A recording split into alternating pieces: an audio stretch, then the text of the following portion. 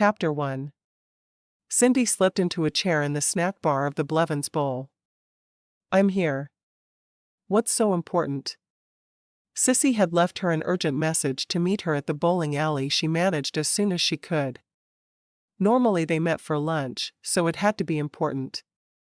Her best friend, Sissy, looked at her, excitement obvious on her face. "You will never believe what I just heard." Cindy groaned, grabbing one of Sissy's fried cheese curds and popping it into her mouth. "Don't make me guess. Just tell me." Sissy loved to play little guessing games, and Cindy would rather just be told whatever was so important. "Remember when we drove into New York last summer, and we met that crazy woman with purple hair in Central Park? She was walking two bulldogs and told us how they were brother and sister and they were making her crazy, but she loved them too much to care." Cindy nodded. "Yeah, Lachelle, wasn't it? Her husband was with her. What was his name?" "Yes, that's her. Sam was his name. Anyway, Lachelle and I have been writing ever since, and she just told me something I think you're going to find interesting."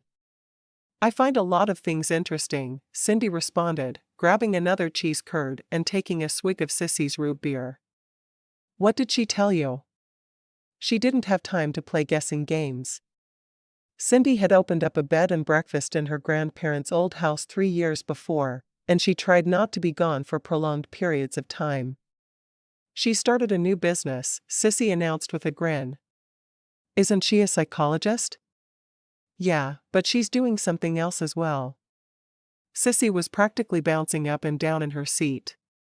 Obviously whatever the business was excited her for some reason. "What is she doing that's so wonderful?" "She started a matchmaking service, but there's a catch." Cindy made a face. Too many people had tried to match her up with her perfect man, but he just didn't seem to be out there. She wanted to refuse to be any party to it, but there must be something more to it for Sissy to be so excited. "What's that?" "The couples have to agree to meet at the altar, and once they marry, they have to sign a contract stating that they'll stay together for at least a year." "I think it's brilliant. Why are you telling me this?" Cindy asked suspiciously. She knew Sissy well enough to know she would do anything she could to get Cindy happily married. Why she didn't worry about her own single status, she didn't know, but for some reason, Sissy seemed to feel like Cindy should marry first. Sissy shrugged, obviously concerned when Cindy didn't get excited. "No reason." "You didn't tell her I was interested, did you?" When Sissy didn't confirm or deny, Cindy slapped her on the shoulder. "You freak. You told her I was interested?" "I have no time for a man. I'm trying to get my business off the ground." "Well, you don't have to date. You would marry him the day you met him. See how much simpler that is?" Cindy took the plate of cheese curds and Sissy's root beer and put them in front of her. "Just for that, you can't have your food back." Sissy shrugged. "I got them for you anyway. I knew you'd steal them. It's not like I drink root beer." "Are you saying I'm predictable?" Cindy asked after another big swig of the root beer. "I wouldn't say predictable, but I did know you'd tell me you were too busy for a man. Here's what I think you need to do. Dr. Lachelle said she'd fly out here and follow you around for a day, and she can ask her questions, and you can answer them while you work. Doesn't that sound doable?" "Not really." "Sissy, why don't you have her set you up with someone?" "Why pick on me?" Sissy shrugged. "I'm just not ready to be married yet." "You are. You're full of cow manure." "I'll make you a promise, Cindy. If you go through with it and marry the man Lachelle picks for you, then I'll let her pick someone for me." Cindy eyed her friend, knowing Sissy was even more gun-shy about marriage than she was. "I'll need that in writing." "Fine. Whatever. Lachelle will be here in the morning." Cindy groaned. "You asked her to come without even asking me? That's going to cost you another plate of cheese curds, and at least another 6-pack of root beer." "Fine." Sissy got up to go into the kitchen to make them more of the fried cheese curds. Asterisk. As Cindy walked back to her house from the bowling alley that evening, she thought about what Sissy had suggested. Could she go through with Sissy's plan? She wasn't sure, but if she could, it would answer some prayers. She loved living in the small town of Blevins, Wisconsin. She'd never known anything else except her time away at college. Walking through the streets of the small town made her smile. It was late at night, but there was no worry that she was in danger while walking. It was too peaceful here. She waved at a car on the road as she turned into the driveway of the Band B.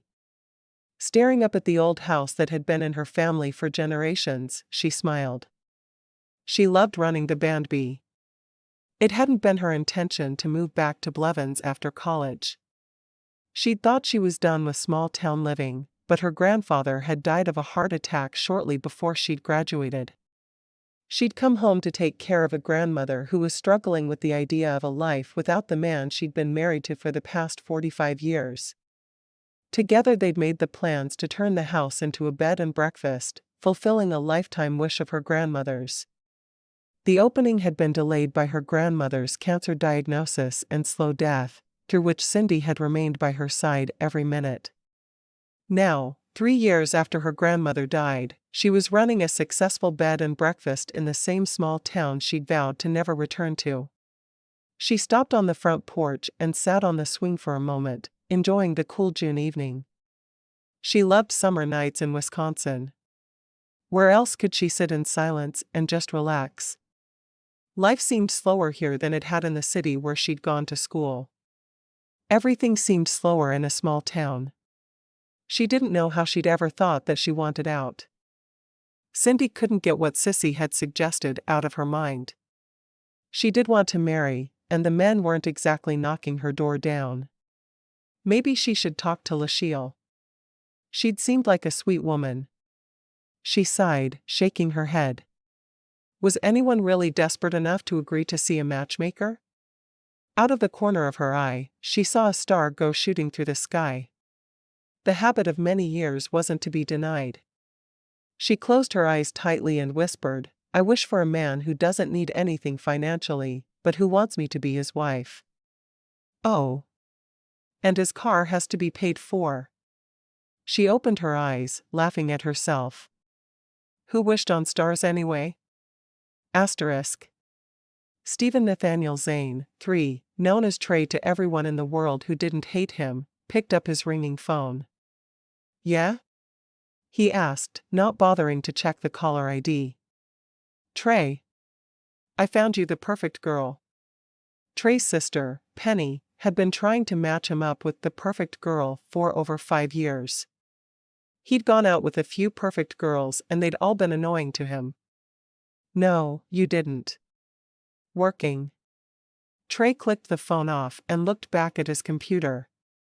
He needed to make sure this client's website was in working order before the end of the day, and listening to his sister harp on about the girl she thought he should marry was not the way to get anything done. The website was different than anything he'd ever done. It was for a company called Matrimony that was not your average dating site. From the information the owner of the business, a Dr. Lachelle Simpson, had given him, it was a company that matched up singles and introduced them at the altar. It was a strangely tempting concept for Trey. If he didn't meet a girl before they married, then they wouldn't see all the reasons he wasn't marriage material. Girls liked him on first sight. It was after they'd realized what a nerd he was, they all backed off. Trey was sick of everyone in his life trying to set him up. He'd never been into the bar scene. He did want to marry, though, and he just had no clue how to go about finding the right woman. He couldn't imagine using a dating website, but what Dr. Lachelle offered was something different. He shook his head. He needed to finish the website, and then maybe he'd call her and talk to her about her strange business. Asterisk. Cindy carried one of Lachelle's suitcases up the stairs for her to the room she'd be staying in. I appreciate you coming here to see me. I couldn't have gotten out for several months yet. Lachelle smiled. I'm so happy to help you in any way I can. I enjoyed meeting you and Sissy in New York last summer. She looked around the room after Cindy opened the door. Oh, this is lovely. She walked over to look out the window. Nice view.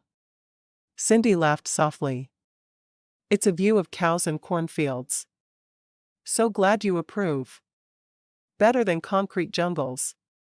Lachelle dropped the bag she held onto the bed and turned to Cindy. You can take the girl out of the country, but that doesn't make her less of a country girl. She stretched.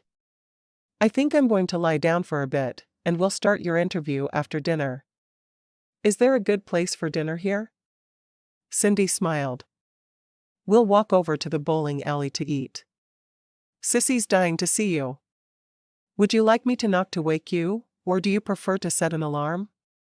Oh, I'll set an alarm. I know you're busy, sweetie. She crossed the room and hugged Cindy tightly. I'm looking forward to a weekend with you girls. Don't worry about a thing. Easy for her to say, Cindy thought as she went back down the stairs to make preparations for breakfast the following morning. She had a feeling it would be a late night of catching up at the bowling alley, and she wanted to be able to sleep in as long as she could. Asterisk. Cindy walked straight back to the kitchen of the bowling alley after leaving Lachelle at a table for 3. You know you have to actually leave the kitchen when you're supposed to so you can spend time with Lachelle and me tonight. Sissy turned from the deep fryer where she had fried cheese curds going. She grabbed a spatula to flip a couple of burgers before looking at Cindy. Let me finish this up, and then I'll be right out. 5 minutes. When Cindy gave her a skeptical look, Sissy just laughed. I promise. I'm not working tonight. Cindy wandered back into the dining area and slid into a booth across from Lachelle. She says 5 minutes, so we have at least 30. Want to start now? Or wait till tomorrow? Lachelle grinned. How long have you two been friends? She asked as she pulled a notepad and pen from her bag. On the first day of kindergarten, she sat down in the chair I wanted, so I pulled her hair and made her cry. The teacher made me apologize, and we've been best friends ever since. Nice. Lachelle opened her notebook. Let's get the preliminary questions over with. First of all, what's your full name? Cinderella Elizabeth Lambert. Lachelle raised an eyebrow. Really? Cinderella? There's a reason I go by Cindy, you know. I see that now. Were you an only child? Lachelle asked after scribbling Cindy's name quickly. Yes. My parents hurried to marry right before the Gulf War, because my dad decided to enlist as soon as he heard about it. They had a week together before he left for basic. Long enough for me to be conceived. My father was killed in the line of duty before I was born. My mother died in childbirth. Lachelle reached out and squeezed Cindy's hand as it rested on the table. So you never knew either of them? I'm sorry. Her beautiful green eyes met Cindy's blue. Who raised you? My mother's parents, and they were wonderful people. They saw me through teenage rebellion and all that nonsense. Lachelle nodded. Did you inherit the band bee from them? No. The band bee was my grandma's dream. She'd wanted to do it for years. My grandfather died just before I graduated from college. I'd gone away to school and never planned on living in this tiny town again, but when Grandpa died, I had to come back and help Grandma. She told me about her dream to turn their old farmhouse into a band bee. I saw the potential, so I agreed to help. We had the upstairs remodeled so the rooms would be bigger and more uniform in size. I wanted each room to have a private bath. Grandma's room was always downstairs, so the plan was for me to have one of the bedrooms upstairs, and Grandma to keep her room just as it was. It didn't work out? We were midway through the remodel when Grandma found out she had cancer. It was too advanced to do much. She did chemo for a bit, but her body just wasn't strong enough. She died 3 weeks before we were supposed to open to the public. Cindy swiped away the tear in her eye. I just hope she knows how successful her idea was. No, I'm not taking the world by storm with one small band B, but people enjoy staying there, and I'm certainly making enough money to support my cheese curd habit. She knows. Lachelle jotted down some notes. I believe that people who have passed on know everything about their loved ones on Earth. Sissy came out of the kitchen then with drinks for both women. Water for Lachelle until she found out what she'd prefer, and root beer for Cindy. What would you like, Lachelle? She put a basket of fried cheese curds on the table in front of them. Lachelle glanced up at Sissy. Would you get me a Coke with extra ice, a chocolate shake, a cheeseburger with no pickles, mustard and extra onions, and a big order of fries? Sissy nodded. Got it. She looked at Cindy. Usual? Cindy nodded. She'd been eating in the bowling alley with Sissy since they had both learned to bowl with the bumpers covering the gutters between kindergarten and first grade. Lachelle jumped up and hugged Sissy. You're not going back to the kitchen until I bumped boobies with you, girl. Sissy looked at Cindy over Lachelle's shoulder with a help me look on her face, and Cindy covered her mouth to avoid giggling hysterically. It was so like Lachelle to say something like that. After Sissy was safely back in the kitchen getting their orders put in, Lachelle resumed her questioning. Cindy was surprised at how thorough the other woman was. She asked about everything from religion to politics to education. Do you have a preference about a man's appearance? I like 'em scruffy, Cindy announced quickly. I don't know what it is, but an unshaven man really gets me in the gut. Lachelle grinned as she made a note of that fact. Do you have any other absolutes that you need? Cindy thought over the question for a moment. I want him to be debt-free if at all possible. I don't want to spend the rest of my life paying off his student loans, his car payment, or his excessive credit card bills. I'm debt-free, and I want us to come together on even ground. Perfectly reasonable.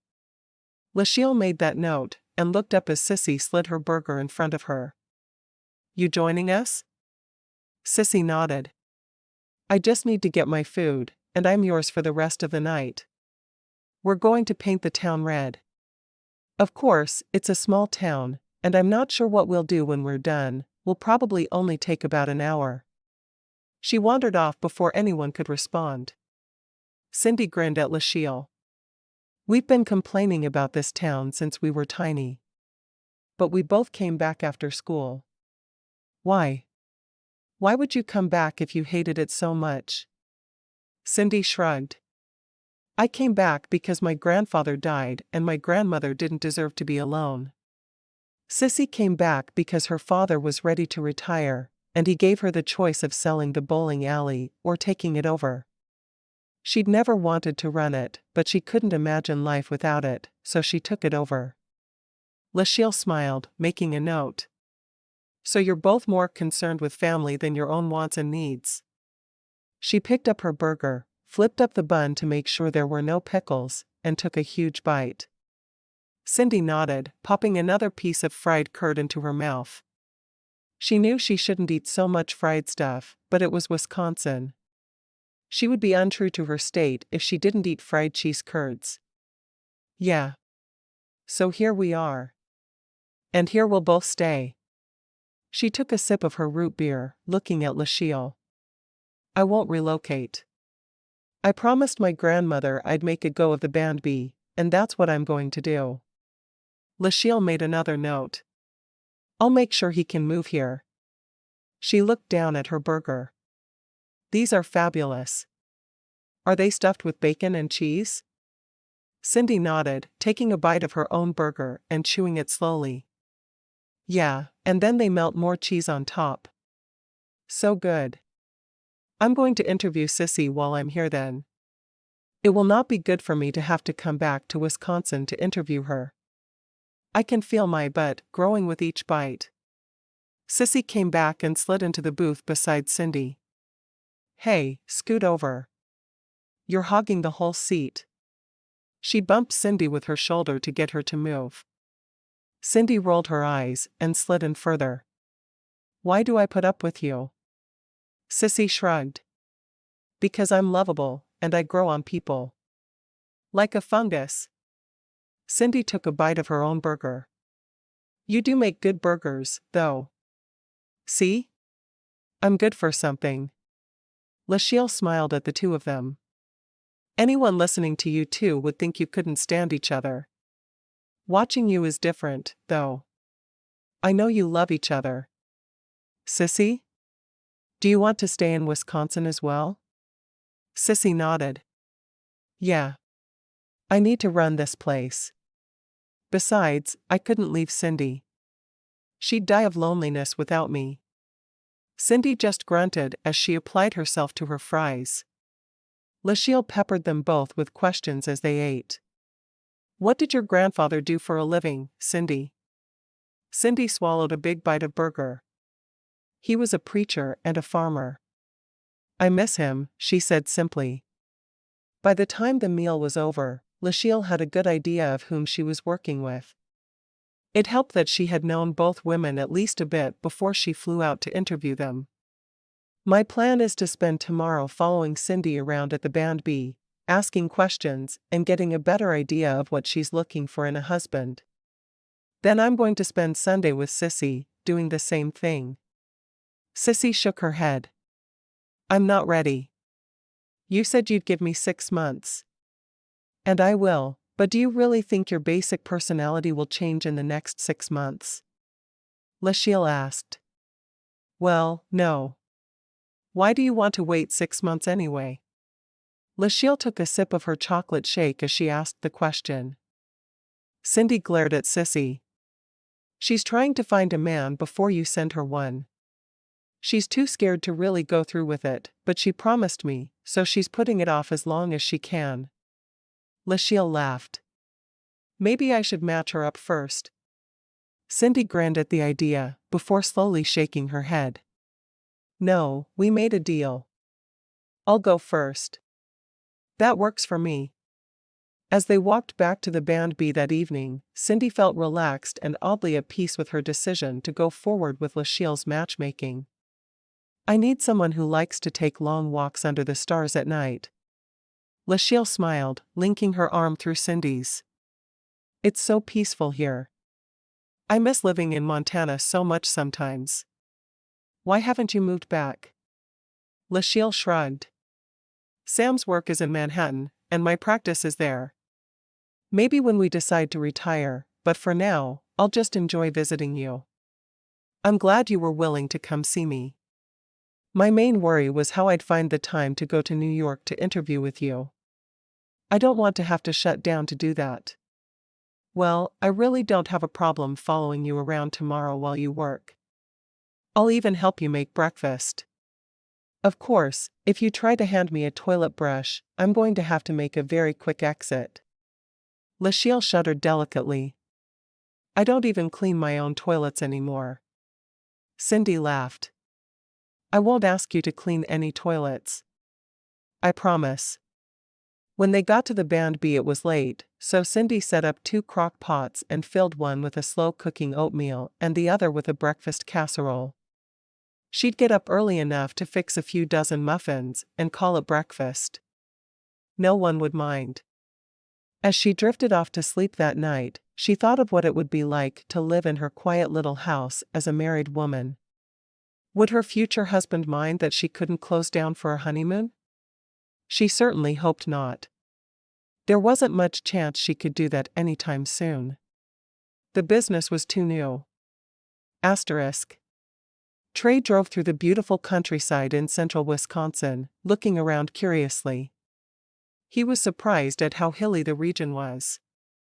It was very similar to the Ozarks in his opinion, but people called those mountains, while these were merely hills. It was odd to him that he'd be marrying there instead of Manhattan, as Dr. Lachelle had told him most of the marriages ended up at her small church in New York.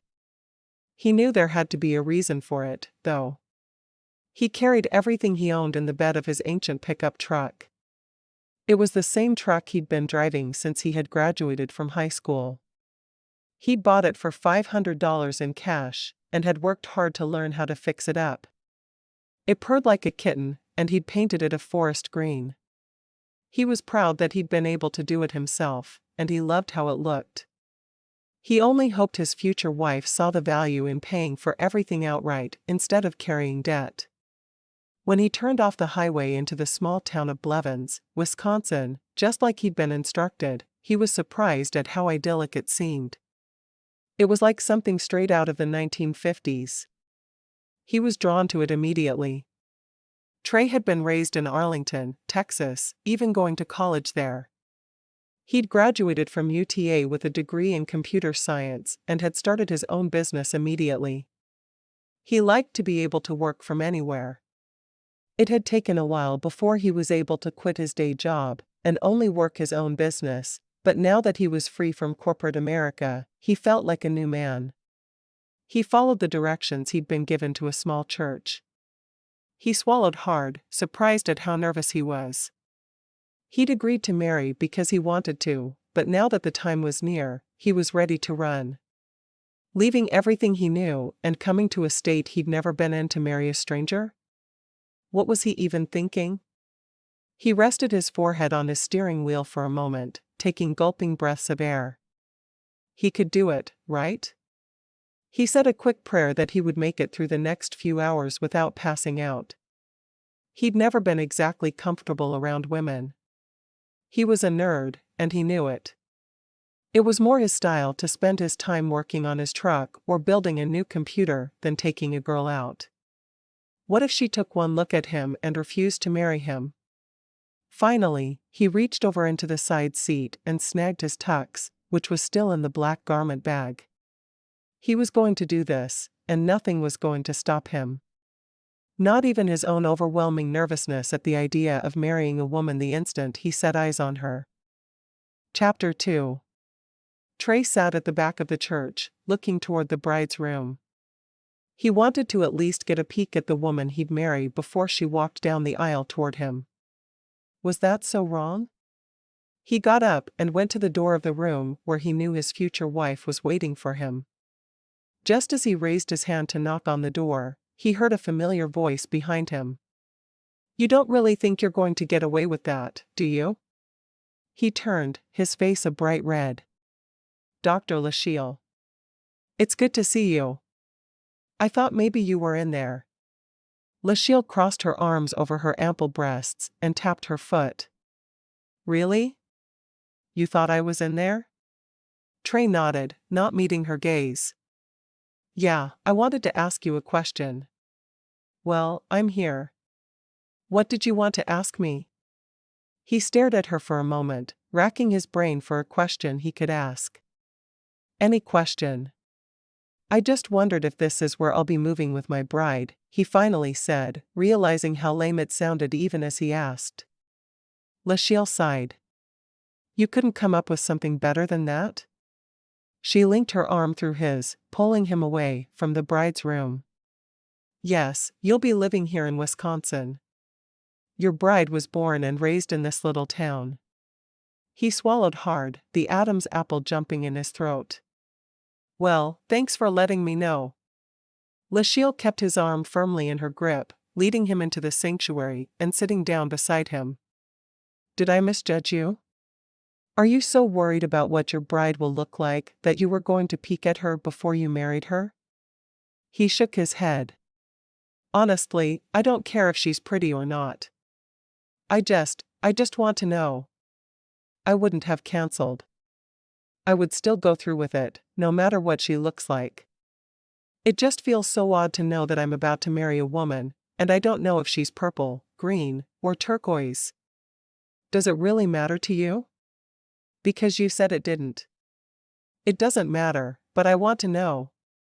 How could he explain logically that the suspense was turning him into a lunatic? She shrugged. "You will in about 30 minutes. You can wait that long." She caught sight of someone over his shoulder. "Sam, come here." Trey looked over his shoulder to see a man who looked to be in his 40s wandering toward them. "Sam, I need you to keep an eye on Steven here." He's trying to take a peek at his bride. Trey winced at her use of Stephen. I prefer to be called Trey. Sam's eyes twinkled as he looked at Trey. You don't want to make Lachelle mad, boy. She tends to start throwing stuff like a crazy woman. Trey looked at the sweet-looking woman in front of him. She didn't look like she could hurt a fly. I'll be good, he finally said. Yes, you will, because Sam is going to make sure of it.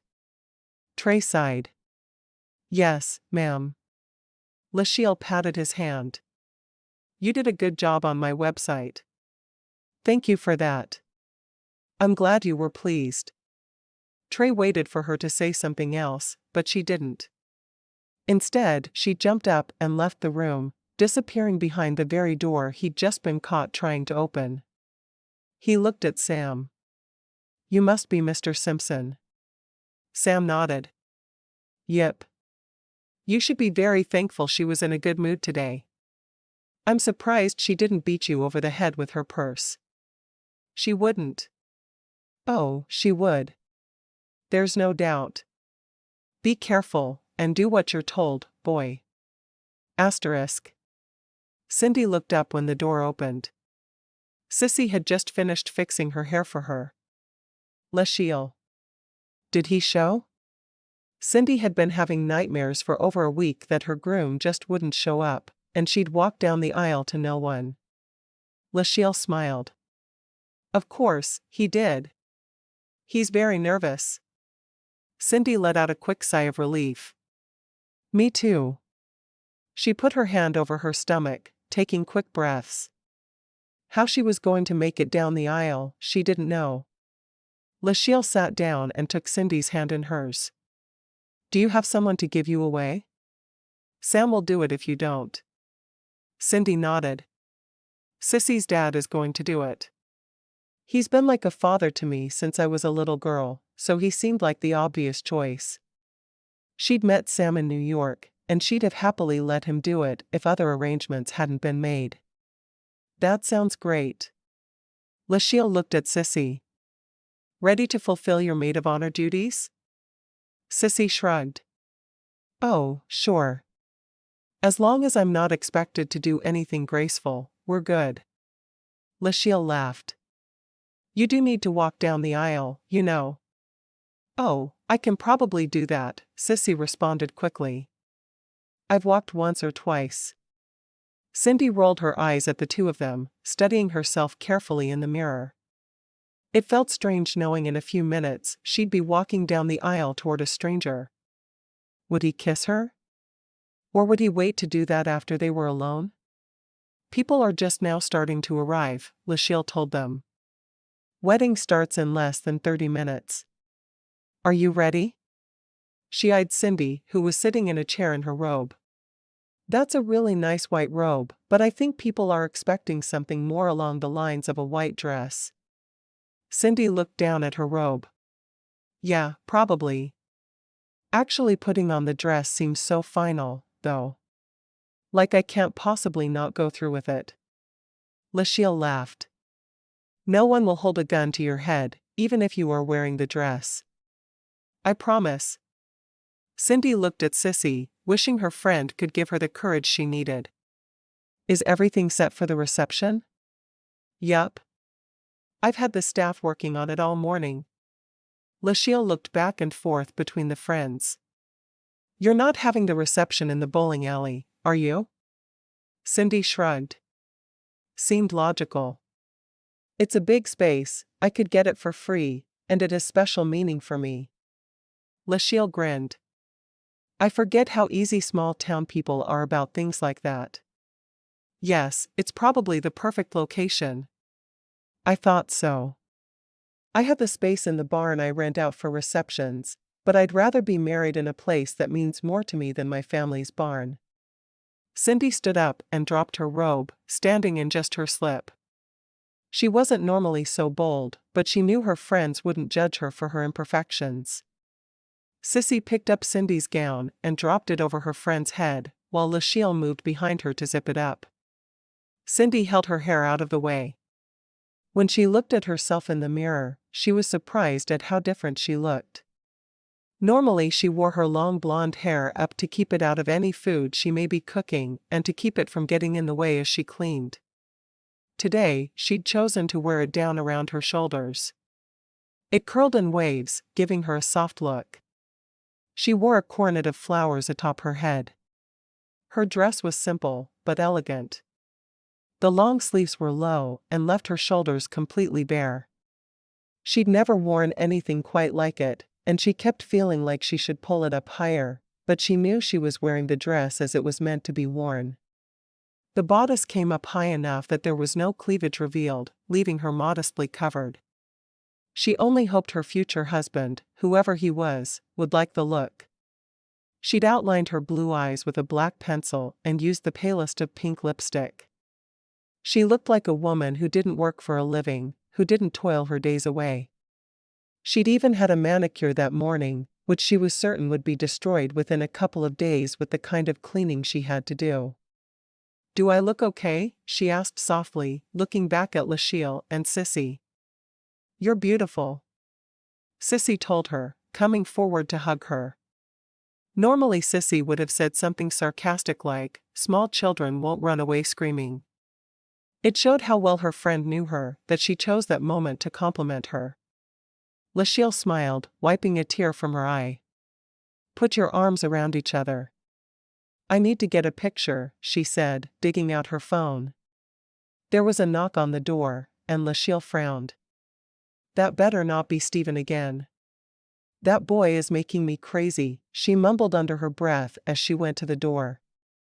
A moment later, the door was opened wide and Sissy's parents came in. Mr. Rivers walked over to Cindy and put his hands on her shoulders. "Looks like one of my little girls is all grown up. I'm not sure how I feel about this." Cindy laughed, a tear escaping her eye, as she rushed into his arms. "I'm glad you could come back for the wedding." The older couple was spending summers in Canada, complaining that Wisconsin summers were just too hot. Mrs. Rivers pushed her husband out of the way to hug Cindy as well. "We wouldn't have missed this for the world. Are you sure this man is safe? I don't know how I feel about you marrying a stranger." Cindy glared at Sissy over Mrs. Rivers' shoulder. Her friend should have known better than telling her worrywart mother. When it was Sissy's turn to walk down the aisle, she knew she'd be making a phone call. "I'll be fine. Lachelle checked him out for me." Mrs. Rivers turned to Lachelle. "Are you Lachelle then? What are you thinking by encouraging this? There are scary men in this world." Lachelle smiled, offering her hand. "I'm Dr. Lachelle Simpson. I'm a relational psychologist. I assure you, I've investigated the groom thoroughly, and he's safe." Mrs. Rivers wrinkled her nose. "Maybe he's just hiding things from you." Lachelle sighed, shaking her head. "I really don't think so. I'm a very good judge of character, and I spent 12 hours interviewing him." Mr. Rivers walked over, putting his hands on his wife's shoulders. "Even so, we'll be staying around town for at least a couple of weeks to make certain she's all right." "I think that's wonderful. Everyone needs to have someone to look out for them." There was another knock on the door then, and Lachelle groaned. She opened it just a bit. "Sam. You're supposed to be keeping an eye on you-know-who. It's time for the wedding to start, you crazy woman. Past time. So stop your lollygagging, and let's get this show on the road." Lachelle glared up at her husband. "I'm not crazy. I prefer the word eccentric." She smiled at Cindy, hurrying over to hug her close. "You ready?" Cindy nodded. "I think so." She put her hand over her chest as if to try to slow down her rapid heartbeat. Sissy left before Cindy, who stayed in the bride's room with Mr. Rivers.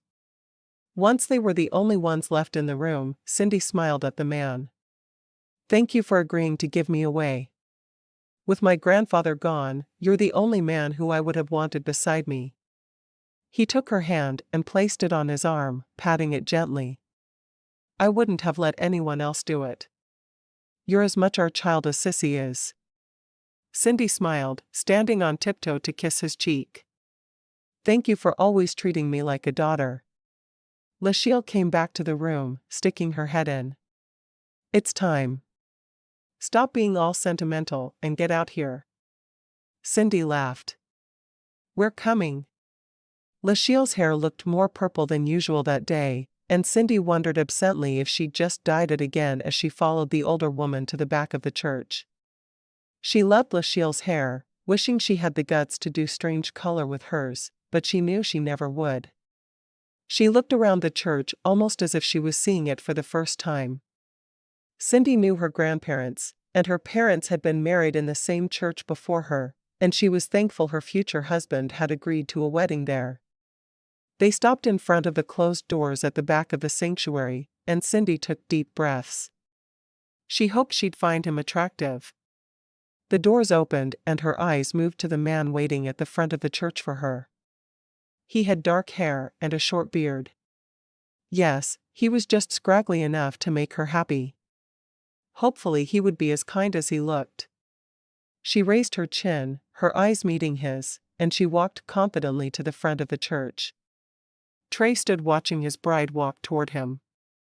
He started to look behind him to see if there was another man she could be smiling at so sweetly. Didn't she realize she was walking to him? He was the nerd the guy girls always avoided. So why was this beautiful woman walking toward him with a smile on her face? When she reached the front of the church, her father placed her hand into Trey's, kissing her cheek. Her father moved to the front pew to sit beside the woman who must be her mother. He looked down at her delicate hand in his, her nails painted a pale pink, and he squeezed her hand tightly. Together they turned to face the minister, but he wanted to simply stare at her. She was beautiful. She couldn't really be marrying him, could she? The wedding flew by.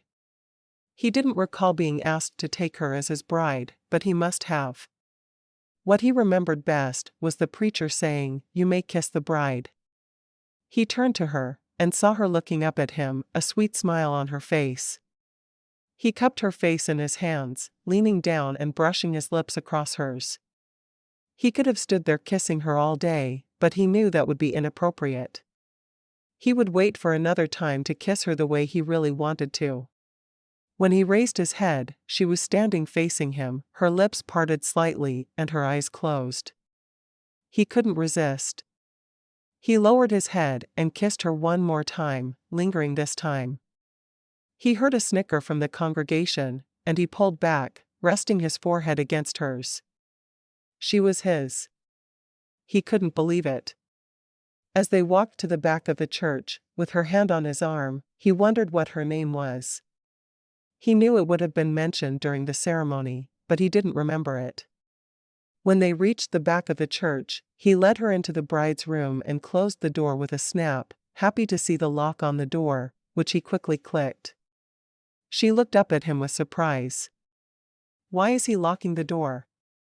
He doesn't think we're going to consummate right here, does he? Because if he does, he's truly lost his mind. He took her shoulders in his hands, his eyes meeting hers. I need to kiss you again, he said softly, his head lowering to hers. Cindy raised her lips eagerly. She'd never dated much, being too serious about her studies, and then her business, to attract much male attention. She liked kissing him, though, and would do it all day if they could get away with it. His slow southern drawl lit a fire within her she hadn't realized was there. She knew she should be shy, and probably shouldn't want to be touching him yet, but she'd waited her entire life for her wedding day. She'd read more romance novels than most women did in a lifetime. Ready to get on with the physical aspect of her marriage, she saw no need to play coy. Why should she act like someone she wasn't? Raising her hands to his shoulders, she pulled him down to her, parting her lips for his kiss. He pressed his lips firmly to hers, his tongue stroking her lips. His hands moved to her waist, pulling her more firmly against him. When he pulled away, he felt her breath on his lips, and it felt almost more intimate than the kiss itself had. You're so beautiful. Cindy smiled, her hand stroking his beard. I like this, she said. My beard or kissing? He asked with a grin. Both. He laughed. Let's sit for a minute. She nodded, following him to 2 chairs side by side against one wall of the room. Even as she sat beside him, she made sure her hand was in his, touching him. She didn't want to let go, afraid he'd disappear. She'd expected to feel nothing, but found she felt everything all at once. How could a stranger make her feel so much? First off, can you tell me your name? I know the preacher must have said it, but I was in a daze. Cindy laughed softly. I'm Cindy Lambert. Cindy Zane now, he said, his finger rubbing against her bottom lip. She smiled. Cindy Zane, she repeated. And you're Stephen Zane. He groaned. My friends call me Trey. I'm a third. Trey. I like that. She leaned toward him, raising her lips to his once again. Trey leaned down and took her lips with his, pressing her close to him. She was something else. Lachelle said you needed me to move to you, he said between kisses.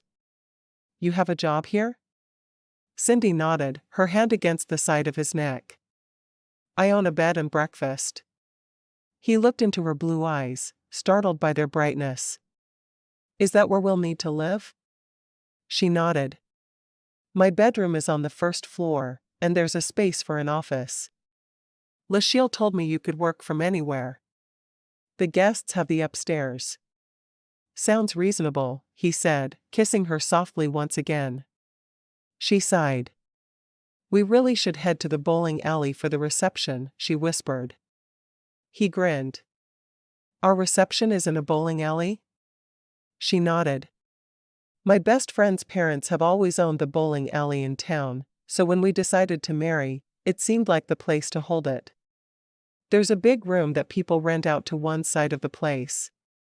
Will we get to bowl? He asked, picturing her wearing bowling shoes with her wedding dress, and it was all he could do to keep from laughing aloud. Of course not. We can another time, though, if you like to bowl. She shrugged.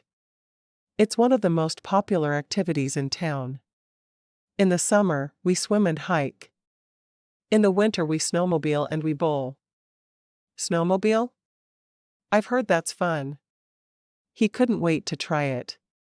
You've never been snowmobiling? Where are you from?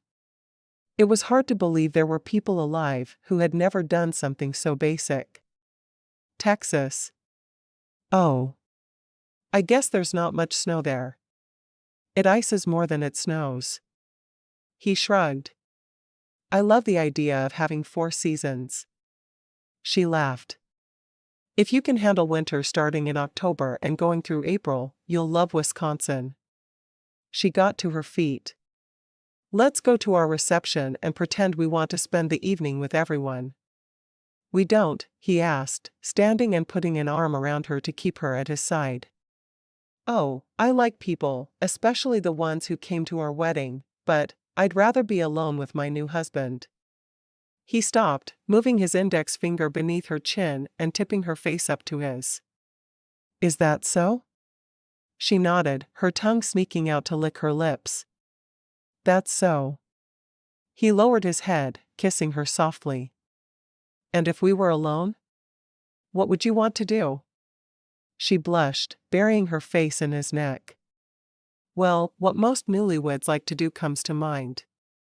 If she was being too bold, then he'd just have to live with it. She wasn't about to pretend to be someone she wasn't. His eyes widened. He truly expected her to ask for more time before they consummated the marriage once they met, but not his bride. How did he get so lucky? Asterisk. The reception went way too quickly for Trey's tastes. He wanted to get to know her friends and family, and he found he was more and more nervous about the wedding night. He'd never been with a woman before, and he was afraid she'd realize it. They cut the cake and fed a piece to each other. He lost his breath when she licked his fingers clean.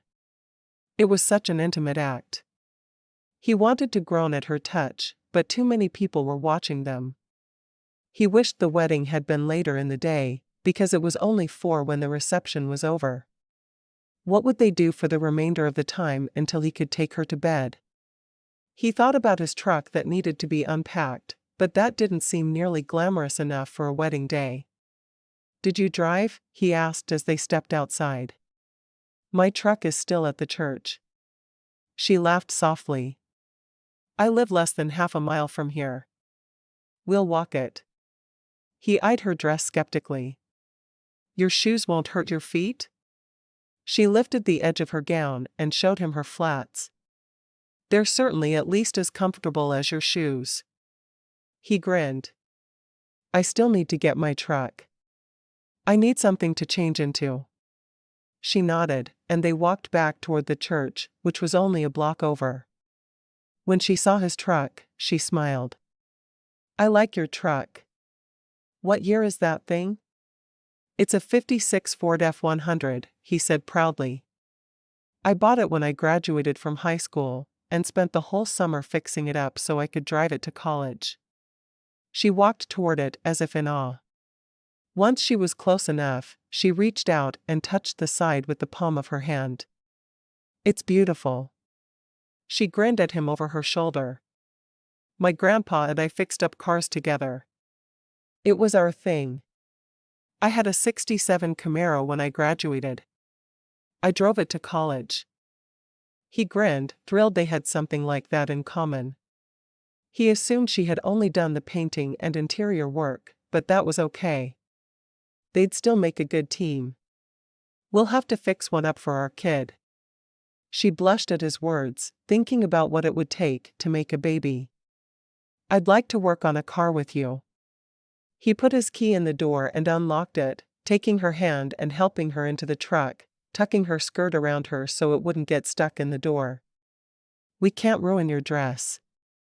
She started to say that she hoped their daughter would wear it someday, but she bit her tongue. It felt too strange talking to him about the possibility of children when they'd just met. Of course, he was her husband. He ran around to the driver's side of the truck and got in beside her, shifting the truck into gear after starting it. "Where to?"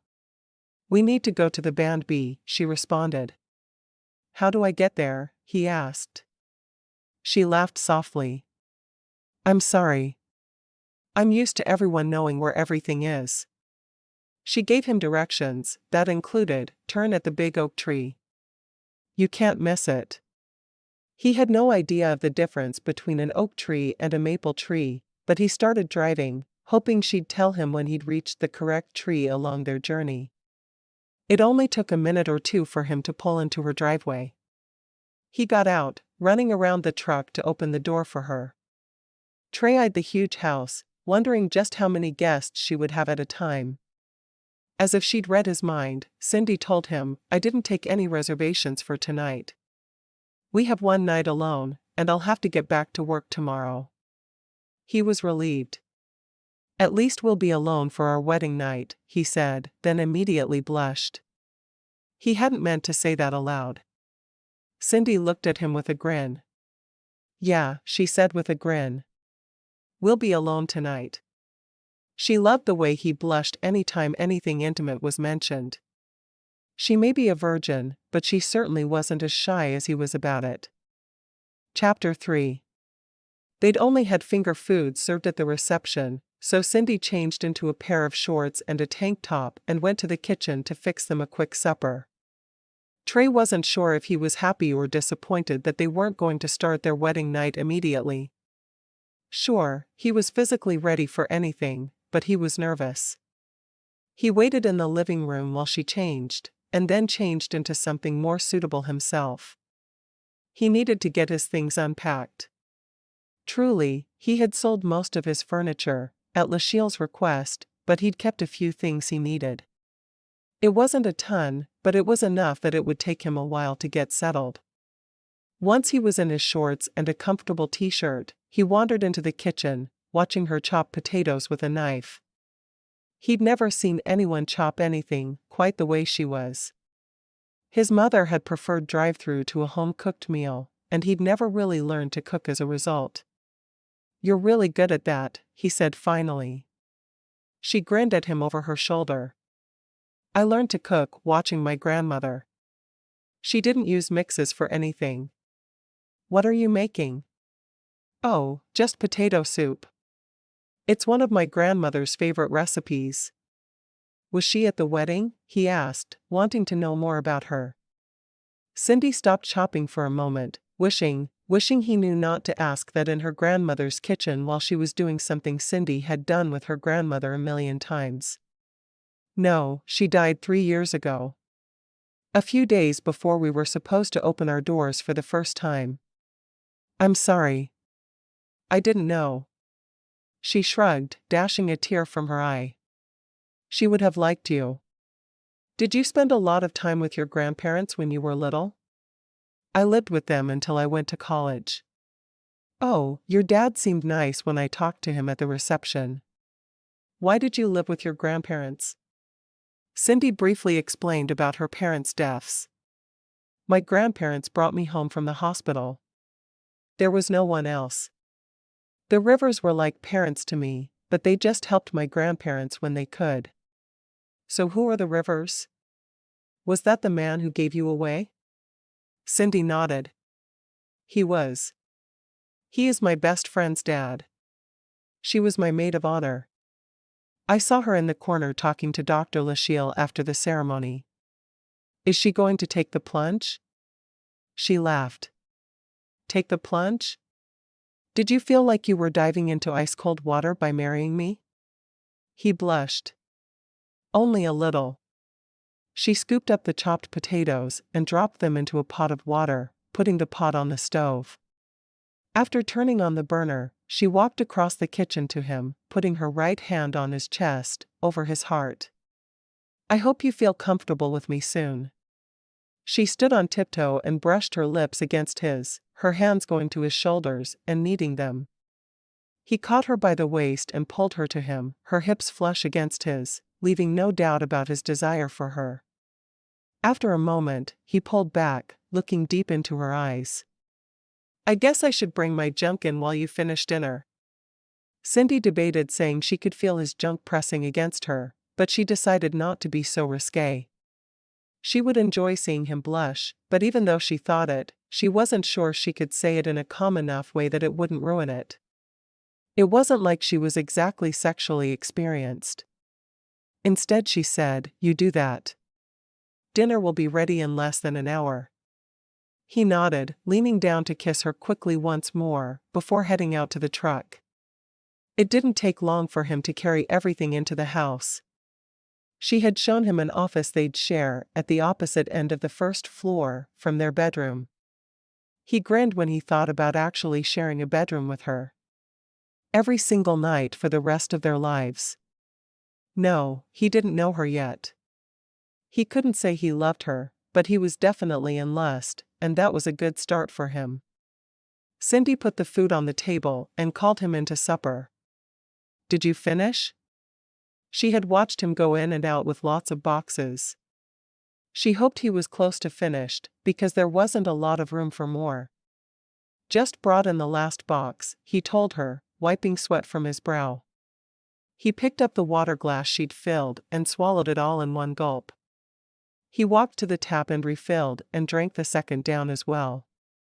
When he refilled a third time, he put it on the table where it had been. She watched him with wide eyes. "Are you part camel?" He made a face. "Texas is hotter, but Wisconsin is a lot more humid." She sat at her place at the table and looked at him, waiting for him to sit. "I'm sure Texas is hotter, but I've never been." "Do you think you'll miss it?" He shrugged.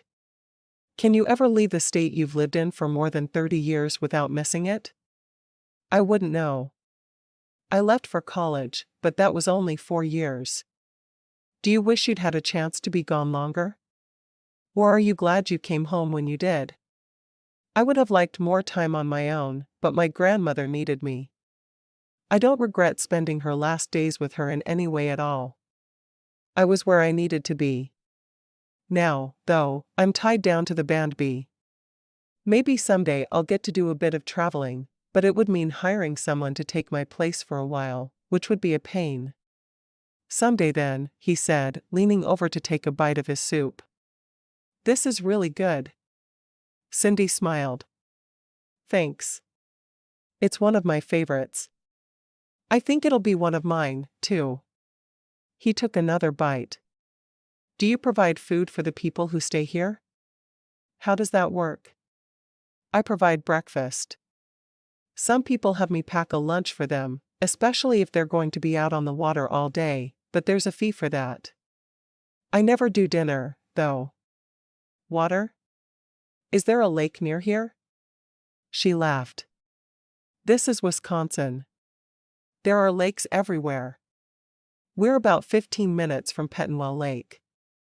I have no real concept of where we are. I bet winters are a bear this far north, though. Wait till we have our first blizzard. No electricity. We'll cook over the fireplace and sleep in the living room in front of the fire. It was my favorite thing about being a kid. Long winter nights with board games and a fireplace. She grinned at him. Of course, by the time I was a teenager, I'd discovered the internet, and I got mad when the lights were out, and I couldn't email my friends nonstop. I can understand that. Do you still send emails? She shrugged. More than my share. Usually to college friends and for business. I get email confirmations when someone makes a reservation. It's going to be strange sharing my house and my wife with a bunch of strangers, he said with a frown. You'll get used to it, and we call them guests, not strangers. Guests. I'll do my best. He helped her put the dishes in the sink after they finished eating. Do we need to wash them now? She shook her head. I'm just going to run water in them, and I'll do them in the morning. As long as there's no caked on food, it won't be a big deal. She grabbed his hand and pulled him toward the front door, moving to sit with him on the front porch swing. This is my favorite place in the world to be on warm summer evenings. Right here, watching the stars. Where I live, the stars are never quite that bright. I mean, you can see them, but there's enough pollution, especially in the summer, that it's hard to go outside. Plus in the summer, we're always having ozone days. She snuggled into his side, her head resting comfortably against his shoulder. How was it that she already felt like touching him was right? What on God's green earth is an ozone day? Trey laughed softly. It means the pollution in the atmosphere is so strong, usually because of the high heat levels, that it's not necessarily safe to spend a lot of time outside. There are green days, yellow days, red days, and black days. No one should be outside on red or black days, but yellow days depend on your respiratory health. That's just odd. His arm came around her shoulders, and he pulled her a little closer, wondering how long he should wait before he grabbed her hand and dragged her off to bed. Or should he carry her? What would she expect? She didn't look heavy, but he wasn't exactly a guy used to carrying anything heavier than a 24-pack of Coke. What if he dropped her? You get used to it, he finally said. You seem distracted. What were you thinking about? Hopefully it wasn't another woman. She wasn't sure she could deal with that on their wedding day. Oh, nothing much, he lied. How could he tell her he was wondering if it was too soon to take her to bed? So I guess you do this a lot in the summer. What do you do in the winter? I like to read in front of the fire. Really? You like to read? What do you read? He was more of a computer game nerd himself, but he admired someone who could entertain herself by reading for long periods of time. You won't laugh? She was used to hiding her reading habits from most people, but eventually, he'd figure it out. No. Unless you only read Dr. Seuss or something like that. I read romance. A lot of my friends in school made fun of me for it, but Sissy and I have both been addicted to romance since we were young teens. We swap them back and forth, and loan each other Kindle books. He raised an eyebrow. Romance? Isn't that supposed to be the downfall of the American lifestyle, making women always want what they can't have? Aren't romance heroes all perfect? She wrinkled her nose. I don't like the ones with perfect heroes. I prefer my men flawed any day. She turned more fully toward him, looking up at him with her chin on his shoulder. What's your biggest flaw? He looked at her warily. Should he answer honestly, or was this more like a job interview where you were supposed to admit to a flaw, but turn it around and make it sound like it was really a good thing? I don't know. Probably that I'd rather sit around playing video games in my underwear than doing just about anything else. I can't cook to save my life. I eat like a 10-year-old boy, and have the sense of humor of one. Maybe I shouldn't tell you about all my flaws. You can discover some for yourself. It'll be a fun game for us to play. She laughed and shook her head. Video games in your underwear? So, do you wear boxers or tidy-whities?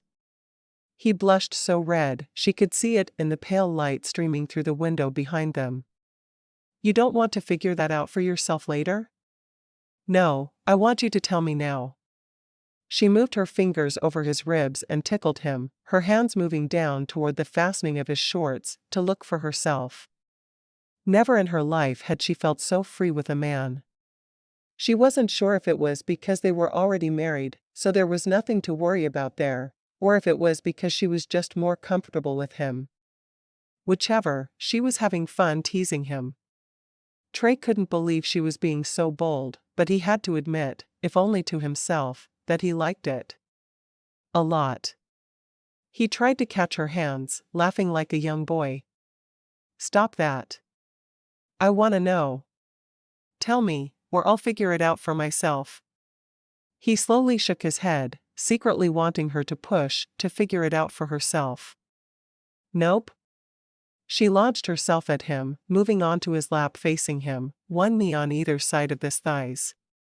She acted like she was going to tickle him again, but instead, she leaned forward and caught his lips with hers. Trey was surprised by the kiss, but he didn't move to stop her. He wasn't stupid, after all. He caught her shoulders and pulled her closer, his hands moving around to her back. Cindy rubbed her hands over his shoulders, through his shirt. He was thin, but strong. She pulled his t-shirt up over his head and threw it onto the swing beside them. Her hands carefully explored his chest, from the light feathering of hair to his waistband. Trey let out a low groan, thrilled to have her hands on him the way she did. He had no idea how to be the aggressor in lovemaking, and he'd be thrilled if she just took control so he didn't have to. Her hands unbuttoned his shorts, and she spread them wide. Suddenly her mouth was off his. Tidy-whities? You wore tidy-whities on your wedding day? Are you kidding me? She tried to make it sound like she knew all about men's underwear fashions, and like he'd made a terrible mistake. Trey felt the heat creep up his neck into his face for what seemed like the millionth time since he'd met her. So the kiss was just so you could make fun of my underwear? Cindy laughed, leaning down and biting his bottom lip with a quick nip. The kiss was because I like kissing you. And maybe a bit because I was hoping you'd get carried away and drag me off to bed and have your way with me. Really? Trey had been teased enough in school that he didn't relish the idea of having a wife who teased him as well, but he was quickly learning that nothing she did was even the least bit mean-spirited. Well, get off me then. Cindy grinned as she climbed off him, the nervousness in the pit of her belly stronger than it had been all day. Yes, she wanted him, but she was also scared to death. She had no idea what she was doing, and she wanted to please him so badly. Trey stood up and took her hand, moving into the house and locking the door behind them. He half-pulled, half-dragged her back to their bedroom and closed that door behind them. It feels strange to be making love for the first time in a house where people stay as guests. Cindy shook her head. You'll get used to it. I promise there are no guests here tonight. She stepped back and pulled her tank top over her head, dropping it to the floor. Then she unfastened her shorts and pushed them over her hips. She'd gone all out and bought a matching bra and panty set for their wedding day, something she'd never even thought of owning before. His eyes locked onto her breasts, spilling out over the top of her bra. She wasn't exactly what he'd describe as skinny, but she certainly wasn't overweight either. She was just right in his eyes. He wanted to touch her breasts, but he wasn't certain how she'd feel if he just dove at her and started touching, so he stood where he was with his hands at his sides, staring at her in awe. Cindy stood still for a moment, letting him drink his fill. She'd never been terribly confident about her body, but seeing the look in his eyes made her feel as if she could be a Playboy centerfold. When he didn't immediately make a move toward her, she took the 3 steps that separated them, her hands lightly tracing the muscles of his chest. She whispered softly. Suddenly Trey realized that it was all right if he touched this woman. She belonged to him, and he had the right to touch her any way he chose. He caught her shoulders and pulled her against him, enjoying the feel of her breasts pressed into his chest. He lowered his head and kissed her, his tongue sliding into her mouth to mate with hers. His hands tangled in her hair as he pulled her head back, just a bit, so he could have better access to her mouth. "You are beautiful," he whispered against her lips, his hands moving down to the back hook of her bra. He and his friends had often played a game where they would hook a bra around a chair, and then be blindfolded. They'd have to try to unhook the bra without being able to see what they were doing. He'd always had the shortest time. Hopefully his luck would hold true and he would get her unfastened in record time. Cindy looked up at him in surprise. He thought she was beautiful? He needed his eyes checked, but she wasn't going to suggest it. No, she'd let him keep thinking she was beautiful forever. He unfastened her bra quickly and pulled the straps over her shoulders, dropping it to the floor. Once she was uncovered, he looked down at her and smiled. So pretty. He trailed one finger across her breast, letting it circle her nipple. Cindy stood still, letting him toy with her.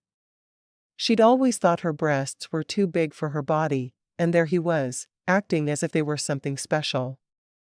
His lips came down on hers again, and she clung to his shoulders, thrilled that he didn't find her disappointing. He started walking forward, forcing her to walk back until she felt the bed pressing against the back of her legs.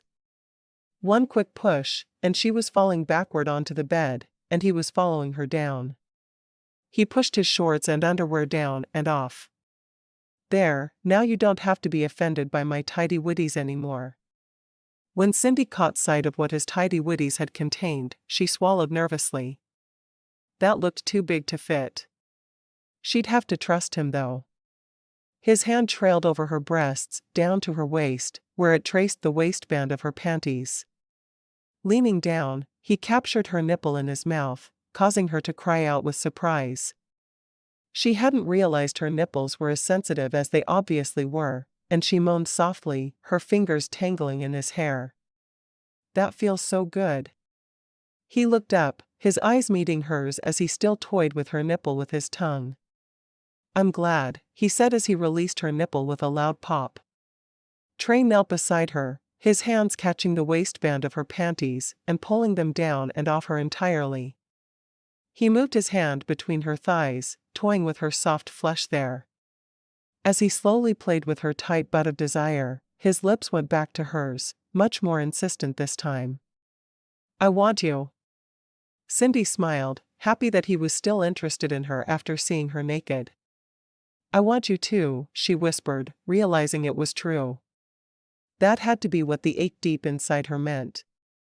She wanted to make love with him. I've never done this before. I want to, but be gentle." Trey's eyes met hers before he moved a finger to her waiting channel, which was already moist with her desire. His finger slid inside her, moving in and out a few times, before he pulled it out entirely. "I want to make you feel good," he said as he moved between her spread thighs. Cindy wasn't certain whether she should be frightened or excited when she felt him pressing against her opening, so she chose to be excited. He obviously had no intention of hurting her, or he'd have forced this on her as soon as they'd arrived home from the bowling alley. She refused to just lay back and let this happen to her. She would be a willing participant in her wedding night. She moved her legs up to wrap around his waist, opening for him better, and pulling him closer all at once. He leaned down, staring into her eyes before brushing his lips across hers, his tongue entering her mouth even as his member entered her body. She cried out with pain as he pushed through her maidenhead, gasping at the suddenness of it. Trey looked down at her with worry. "Did I hurt you?" Cindy shook her head, laying still for a moment as she took stock and realized the pain was over.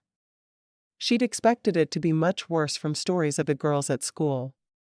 "I'm fine now. I think." He shook his head. "Do you want me to try and wait?" "I feel great." "Are you going to lie there like that all night? Or are we going to get this show on the road? Lovemaking with you is never going to be boring, is it?" "I sure hope not." Then he started moving inside her, and their talk stopped. Later they lay together, snuggled together in her big bed, both of them feeling their heart rates return to normal. "I liked that," she told him, the surprise evident in her voice. He chuckled softly. "Did you expect to hate it?" "I'm not exactly sure what I expected, but it wasn't that. We may need to eat again in a bit so we can keep our strength up. I have a feeling once a night is never going to be enough." He pressed a kiss to her smiling lips, thrilled with his sweet wife. "I hope you're right about that.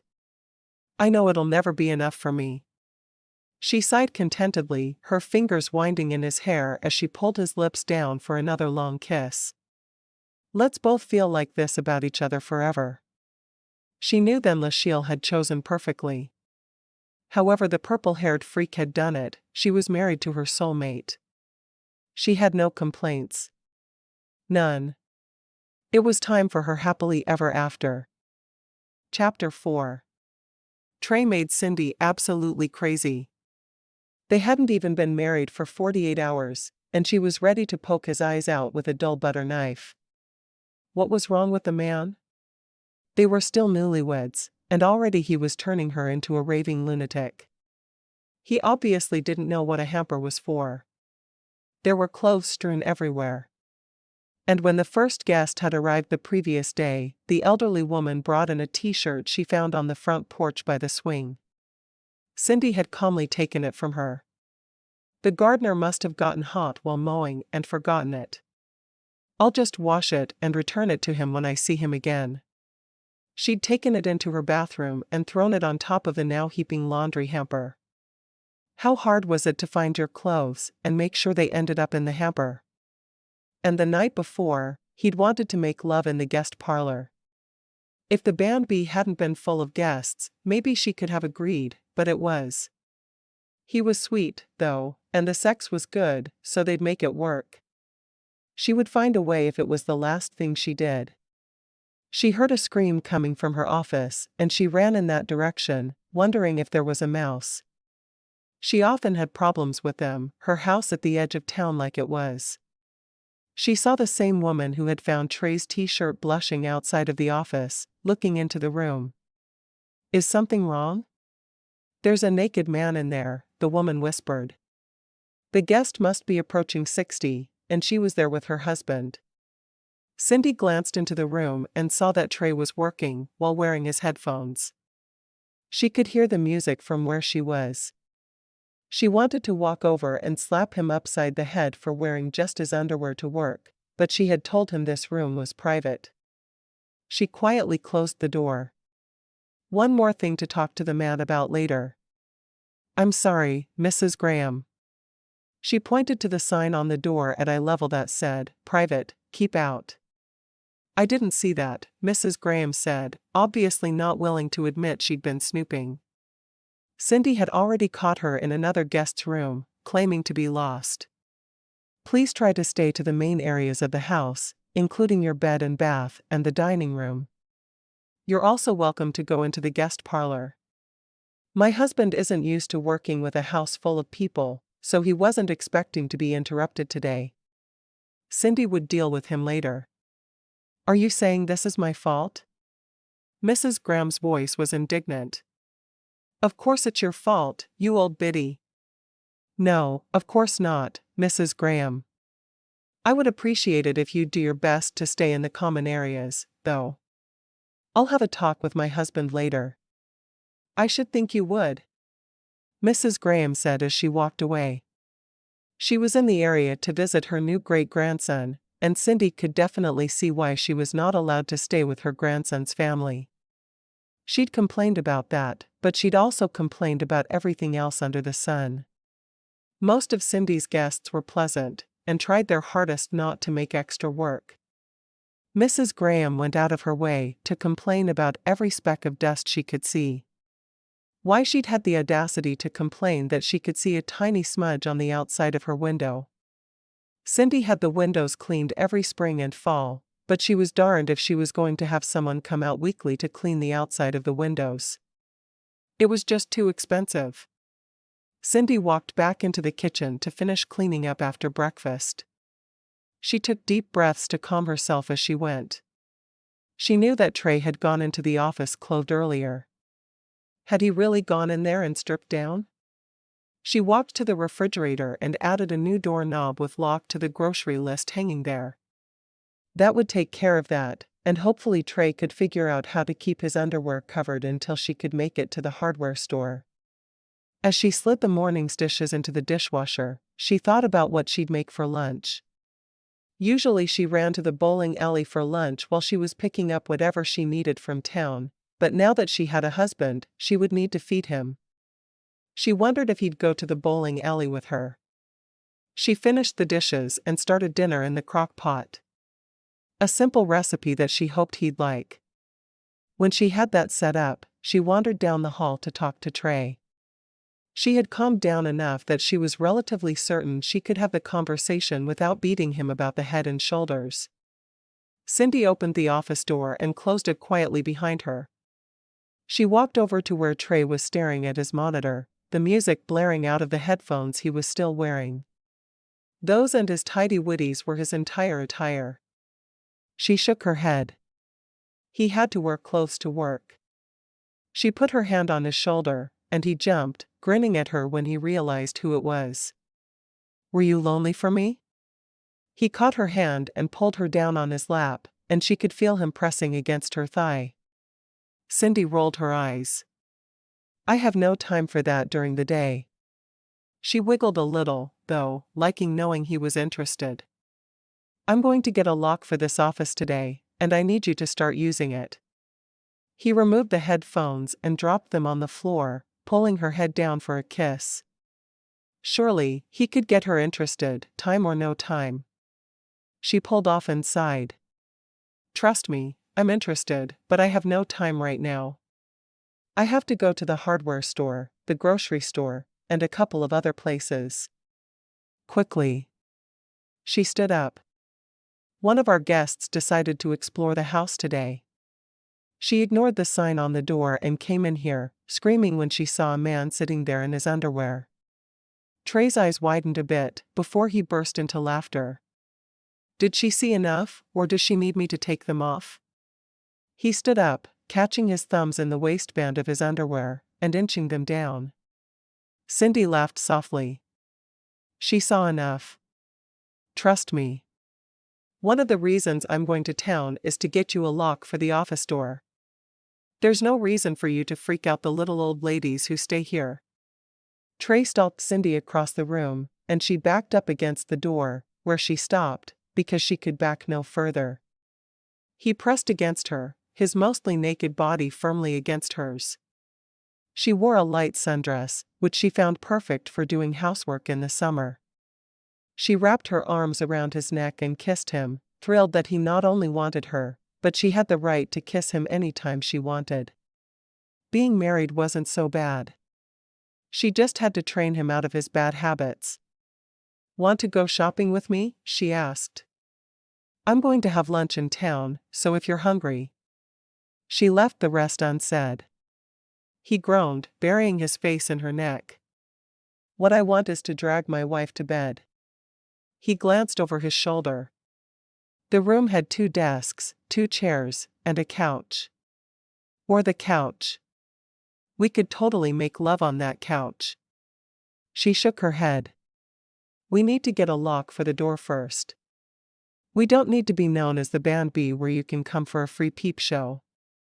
Yeah, I probably need a bit more practice before we take our show on the road. He shook his head. Yeah, let's do lunch. He walked over and pulled his clothes on quickly. I can't always go out for lunch, because I do need to work, but today is fine. I told my clients I'd be taking the week off anyway. Oh? This is your week off? He nodded. I figured with a week off, we'd have a better chance to get to know each other. I'll probably work half days, though, just so I don't get behind. Cindy smiled, pleased that he was willing to work hard. She knew too many men who married only for a free ticket to life, and she was pleased Lachelle had found her a man with a good work ethic. He pulled his shoes on, and they walked together toward the front door. What do you do for a living anyway? He pushed open the front door. Isn't it obvious? I'm a computer geek. Cindy made a face. That covers a wide range of things. What kind of computer geek? He grinned, taking her hand as they walked toward the truck. I build websites, set up all kinds of user experience stuff to make them run more smoothly. Oh. I need a website for the Band B. I have a listing with a couple of local Band B directories, but no website of my own. You could work on that this week. He groaned. I should have known better than to get specific.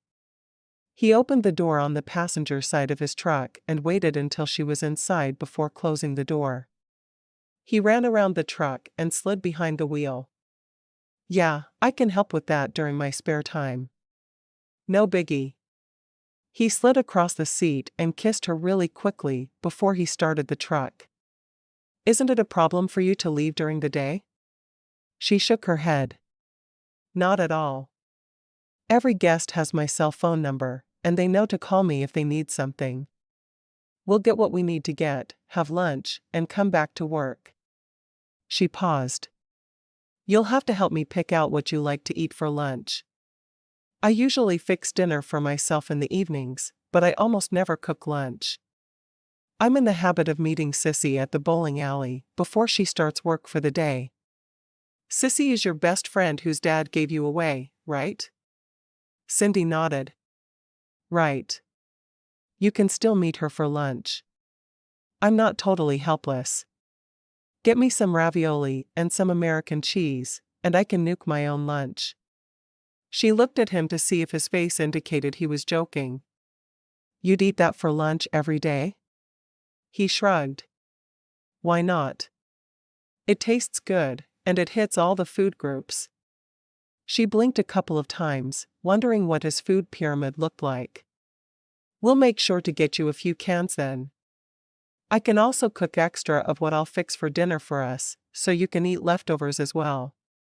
If you do that, make sure you put clear reheating instructions on the leftovers. I'm not exactly good in the kitchen. I'm gathering that. She shook her head. Where are you good? Oh, the office. The bedroom. He looked at her and winked. You seem to think so anyway. Cindy couldn't believe how quickly he'd gone from a man who blushed at everything to one who was proud of his bedroom prowess. Not unsure of yourself at all, are you? He pulled into the parking lot of the bowling alley, catching her hand and yanking her across the seat toward him. Not where you're concerned. He kissed her again, and she melted into him. They jerked apart at the sound of a loud horn from the car beside them. Cindy glanced over her shoulder to see Sissy laughing in her car. Cindy slid across the seat and got out, glaring at Sissy. You're so funny. Sissy had gotten out as well. I think so. The two women hugged tightly. How's marriage?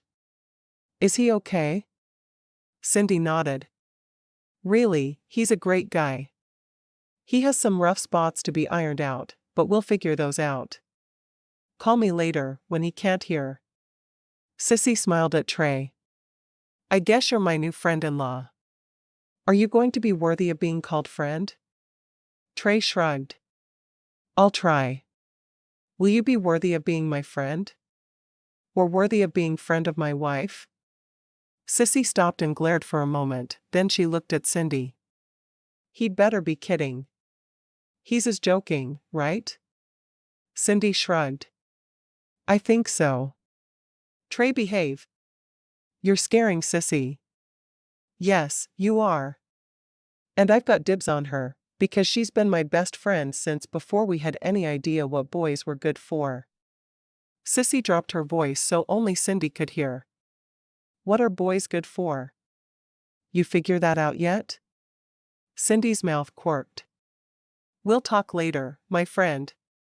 She reached over and threaded her fingers through Trey's. We're here for lunch, she announced to Sissy. As if I didn't know that. You've been here for lunch every weekday since your grandmother died. Where else would you be? I might be cooking lunch at home a bit more, now that I have a husband. Well, that would stink. I need my best friend time, you know. Sissy looked around Cindy and glared at him. You'd better decide to be my friend, too, so I can have some time with Cindy. Trey wasn't certain what he'd just walked into, but these women seemed almost proprietary about each other. What have you got on the menu here? He asked, trying to change the topic of conversation. Bowling alley food. You know, stuff like hot wings, burgers, fries, fried cheese curds, chili nachos, chili cheese fries, and that kind of thing. Okay. Corn dogs? Trey asked. He wasn't sure why, but he'd been hungry for corn dogs for a week. Sissy shrugged. Sure, we got corn dogs. They're on the kids' menu, but I can have them whip some up for you. Well, not for him.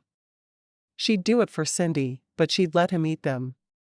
Okay, thanks. Trey hadn't spent a lot of time around girls other than his sister, so he wasn't quite certain what to expect from these two. They seemed like Siamese twins joined at the brain. Sissy left them in the restaurant, sitting together on one side of the booth, while she went into the kitchen to put their orders in. Trey looked at Cindy. You two are really close. We are. I can't imagine my life without Sissy. Cindy knew it may seem weird to others, but they were very close, and she wasn't ashamed of it. So will you really eat lunch with her every day? Trey had never had a buddy that he spent that much time with. Usually, yeah. We have been eating together every weekday since Grandma died. It was good for me to have someone steady in my life. He sighed. Well, I guess we can keep doing that. I don't like to take that much time away from work, though.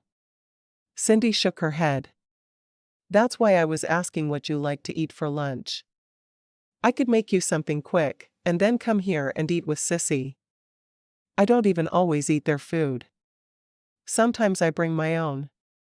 Or if there was a day when you wanted their food, I could bring it home when I come back after lunch. She grinned at him. My grandmother always used to say about my grandfather. I married him for better or for worse, but not for lunch. Trey frowned. What does that even mean? Cindy laughed.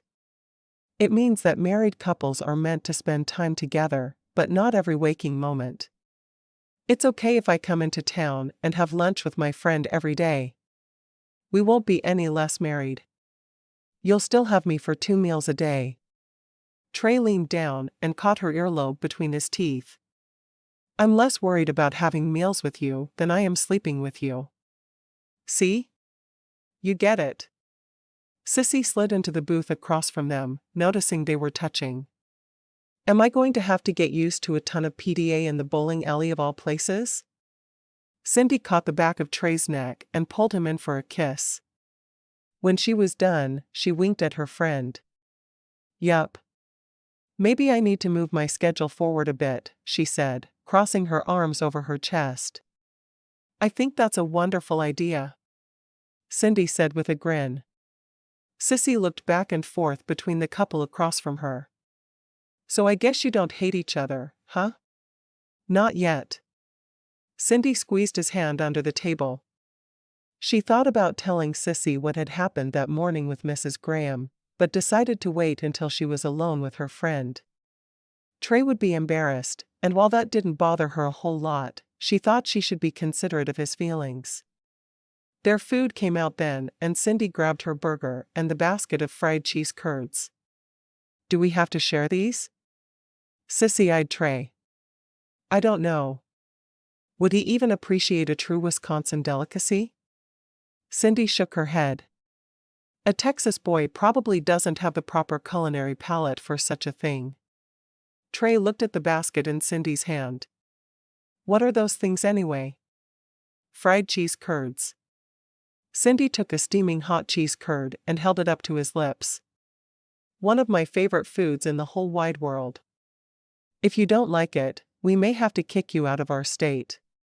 Trey opened his mouth and took the cheese curd from Cindy's fingers, chewing it slowly. He wasn't sure what the big deal was, but he didn't feel the need to spit it out. "It's decent." Cindy's eyes widened and she put the cheese curds firmly between her and Sissy. "Decent? People who don't love them don't get the pleasure of them." She popped one of her fries into her mouth. Trey shrugged, picking up his corn dog by the stick. "No skin off my nose." "Where's the mustard?" Sissy pushed the bottle of mustard at him before picking up her own burger. "Man, you two sure caused a stir here in town by meeting at the altar. People didn't believe me when I told them. Especially since you two went into the bride's room and locked the door right away. Everyone was convinced that you two were going in there to do each other." Cindy blushed. "No doing of each other occurred in my grandfather's church." Sissy shrugged, taking a sip of her drink. "Well, I'm not the one who said it did. I didn't figure you were doing anything but talking, and maybe locking lips a bit. I mean, you'd just gotten married and knew nothing but each other's names." She looked back and forth between the newlyweds. "Of course, that doesn't seem to have slowed you down. It's not like we're doing something wrong, Sissy." Cindy wished her friend would just change the subject. "We're going to do some shopping before we head back to the band B. I need to find easy lunches for him, because he doesn't like to take a ton of time off in the middle of the day." "I can see that," Sissy responded. "What do you do anyway?" "I create and maintain websites for optimum user experience." Trey's answer was so quick and complete that Sissy raised an eyebrow. "Computer geek, huh?" She shrugged, eyeing him carefully. "I've been looking for someone to do a website for the bowling alley. My dad insisted for years that we didn't need one, but we really do." Trey frowned. How could a bowling alley, or any business for that matter, not need a website? "Of course, you need a website." He looked back and forth between Cindy and Sissy. "Neither of your businesses has a website? That's insane." Cindy smiled. "We live in a small town in northern Wisconsin, Trey. We rely on word of mouth. It's not like we live in a big city." Sissy frowned. "Why do you keep calling him Trey? Didn't the preacher call you Stephen?" Trey sighed. "I'm a third, so my family has always called me Trey. I guess I could do the whole Stephen thing here, but I've always hated that name. What kind of self-respecting Texan has a name like Stephen?" "Texan, huh? Have you ever been in Wisconsin before?" Sissy asked. Cindy ate and watched her best friend and her husband banter back and forth. She'd always thought you could learn a lot about someone by watching them with others. Her grandfather had never let her go on dates alone while he was alive, so group dates had been her norm. "No, never been to Wisconsin. Furthest north I've been was Branson, Missouri for a family vacation when I was 10. We went to New York last summer," Sissy told him. "New York?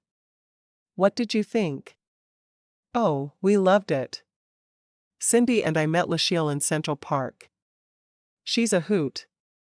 So you knew Dr. Lachelle personally when she matched you? He asked Cindy. That must have made the interview process easier. Cindy shrugged, chewing the cheese curd in her mouth before responding. I don't know what it was like for you, but she came out here and spent a weekend with me. She stayed at the Band B and followed me around asking questions. She flew to Dallas to talk to me, but we had to interview in 2 6-hour sessions. It was very long and tedious. She usually makes people go to New York, but I made her a new website for her, so she made an exception for me. Yeah, mine was lots easier. She even helped me fix breakfast. Cindy mentioned the comment Lachelle had made about cleaning toilets, and they all laughed. What was your interview like, sissy?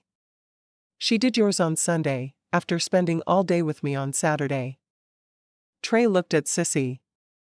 You're doing it too? I'm waiting to see how you two turn out before I take the plunge. Sissy took a sip of her drink. It was my day off, so we went to the lake and played in the water a bit, and then we rented a boat. Don't ever let that woman drive you anywhere in a speedboat. She backed into the dock 3 times, because she wouldn't quit talking and pay attention to what was behind her. I thought she was going to kill us. Cindy laughed. Sam warned me about her driving when we met in New York. Why do you think we walked everywhere? I was afraid she was going to want to drive. Oh, I drove everywhere in Texas. Arlington is a busy city, and she said she wouldn't feel comfortable driving there. Sissy sighed. Lucky you. I'm the only one who messed up by getting into a moving vehicle with her. I heard her husband talk about how she backs into everything, but it was a boat, for gosh sakes. Who could run into something with a boat? When they left the bowling alley a few minutes later, Sissy hugged Cindy, so she could whisper, I like him. Lachelle did good. Cindy grinned. I think so too. We'll talk tomorrow. I'll ditch him at home.